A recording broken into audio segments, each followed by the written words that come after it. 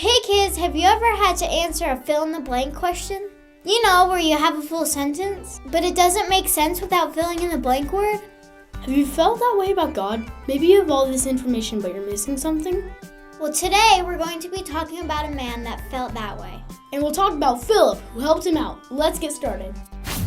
Philip met the treasurer of Ethiopia. One day, Philip was walking down the road, and God told him to walk up to a carriage which was also on the road. Inside the carriage was a super important guy. He worked for the Queen of Ethiopia and was in charge of all the money. Philip saw him reading the Bible, and he just knew he needed to talk to him about Jesus. I bet Philip was super nervous to talk to a super important guy. The treasurer knew just a little bit about God. From the story, we know the treasurer was returning from worshiping God in Jerusalem. Philip heard him reading the Bible, so he must have known a lot about God, right? Well, not really. Even though he really wanted to pursue God, he didn't know the real story. He was actually missing the most important part of the story, so Philip filled him in. So Philip filled in the blanks and told him about Jesus.